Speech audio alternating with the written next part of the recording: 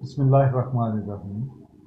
السلام علیکم خواتین و حضرات، قرآن فہمی کے سلسلہ سوالات اور جوابات کے ساتھ آپ کی خدمت میں حاضر ہوں۔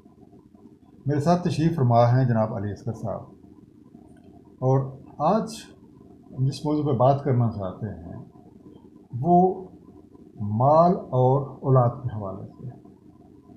قرآن کریم میں کئی ایک جگہ پہ مال اور اولاد کو فتنہ قرار دیا گیا ہے۔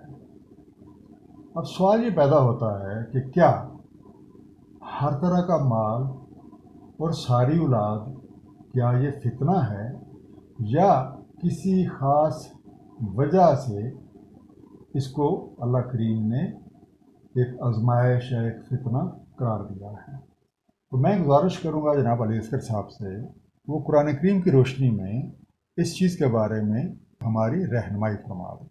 بسم اللہ الرحمن الرحیم۔ بہت شکریہ جناب۔ سوال کے حوالے سے جب ہم قرآن کے ساتھ رجوع کرتے ہیں تو یہ موضوع ہمیں دو جگہ قرآن میں ملتا ہے۔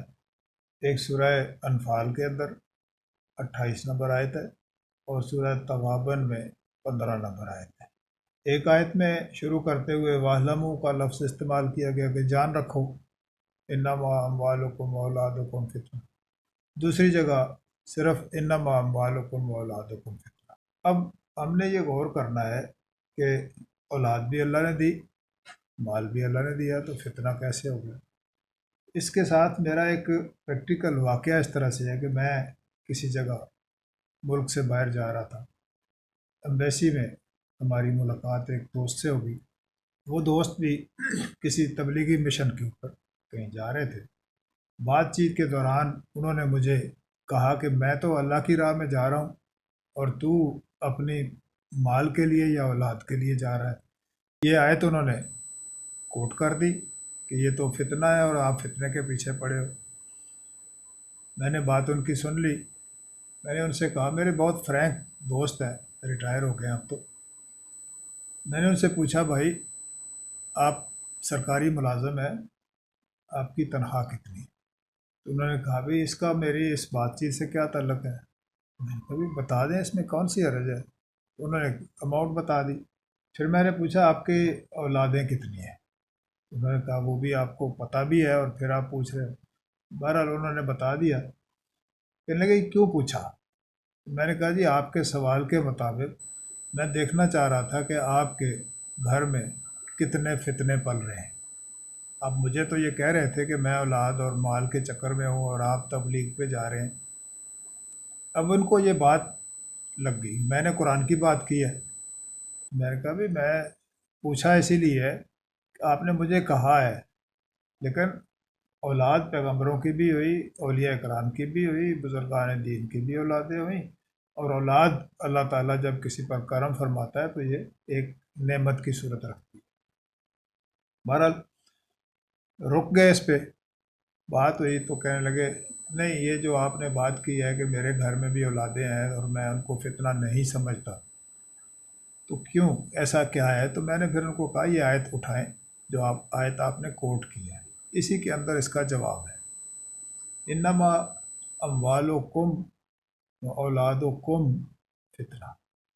اگر اس میں لفظ کم کو نکال دیا جائے، تمہارے مال اور تمہاری اولادیں، یہ فتنہ ہے۔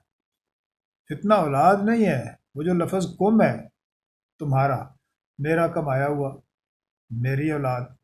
اگر یہ اولاد اللہ کی دی ہوئی سمجھا جائے اور یہ مال اللہ کا دیا ہوا سمجھا جائے تو سورہ البقرہ میں بہت واضح ہے، وَمِمَّا رَزَقْنَاهُمْ يُنْفِقُونَ۔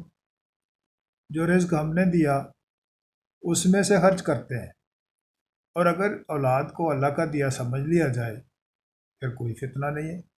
مال کو اللہ کا دیا سمجھا جائے کوئی فتنہ نہیں ہے۔ حضرت عثمان غنی رضی اللہ عنہ کے پاس بھی مال تھا، وہ عثمان غنی اور رضی اللہ عنہ۔ ادھر قارون کے پاس بھی مال تھا، اور اس کے حوالے سے تو روایتیں کچھ اور ہیں۔ اولادیں نبیوں کی بھی ہوئیں، اور اولادیں سبھی لوگوں کی ہوتی ہیں۔ جس اولاد کو آپ اپنا زور بازو کا یا اپنی ذاتی ملکیت کہو گے میری اولاد، اور اس میں اللہ کا ریفرنس نہیں ہوگا، اور جس مال کو آپ اپنا کہو گے، اللہ کا ریفرنس نہیں ہوگا، وہ فتنہ ہے اور وہ آزمائش ہے۔ میں اپنے بزرگوں کے پاس بیٹھا تھا، بابا جی حضور نے میرے ساتھ جب یہ بات شیئر کرنا چاہی یا کھولنا چاہی، تو آپ نے فرمایا بھئی پیغمبرانہ طرز فکر یہ ہے کہ کسی بھی شے کی طرف دھیان جانے سے پہلے دھیان اللہ کی طرف جائے، اور پیغمبروں میں، نبیوں میں فرما بردار لوگ ہیں، سارے سلیکٹڈ لوگ ہیں۔ اب اس طرز فکر کو جب کوئی عام بندہ اڈاپٹ کرتا ہے اور نبیوں پر ایمان لانے کی بات کرتے ہیں، تو اس میں یہ بات واضح ہوتی ہے کہ کسی بھی شے، شخص یا صلاحیت کی طرف ہمارا ڈائریکٹ لنک جو ہے یہ اللہ کے ساتھ مقابلہ کرنے والی بات ہے، اور اگر ہم اس کا تعلق جو ہے انڈائریکٹ رکھیں گے تو یہ ہوگا کہ مال اللہ کا دیا ہے، اولادیں اللہ نے دی، اب بیچ میں اللہ شامل ہو گیا، اب اولاد ہمارے لیے کوئی فتنہ نہیں ہے، مال ہمارے لیے کوئی فتنہ نہیں ہے۔ تو یہ جو اس آیت کے اندر ہے انما اموالکم و اولادکم، یہ نقطہ غور طلب ہے کہ جس کو ہم اپنا سمجھتے ہیں اور جس میں اللہ کا دیا نہیں سمجھتے، اس میں آزمائش بھی ہوتی ہے، فتنہ بھی ہوتا ہے۔ اگر اس کو کیئر آف اللہ لے لیا جائے اور اللہ کا دیا سمجھا جائے تو اسی میں ساری خوشیاں بھی ہیں، ساری زندگی کی سہولتیں بھی ہیں، اور اللہ تعالیٰ کا شکر ادا کرنے کے مواقع بھی ہیں۔ تو صرف اس بات پہ توجہ کرنی ہے کہ یہ ہم اپنا کمایا ہوا یا اپنا مال اور اولاد اپنا نہ سمجھیں، اللہ کا دیا سمجھ لیں، پھر کوئی فتنہ نہیں ہے۔ اور سارے بزرگان دین کا ریفرنس یہی ہے کہ وہ اولادیں بھی اللہ کی طرف سے، مال بھی اللہ کی طرف سے۔ زکریا علیہ السلام کی دعا قرآن میں موجود ہے کہ مجھے وارث دے دے۔ جب مانگ اللہ سے رہے ہیں تو اس کو اپنا کہنے کی بجائے اللہ کا دیا سمجھا جائے تو آسانی ہوتی ہے۔ یہ تھوڑی سی طرز فکر میں تبدیلی کر لی جائے تو یہی کام بہت آسان ہو جاتا ہے۔ اللہ تعالیٰ ہمارے لیے آسانیاں پیدا کرے۔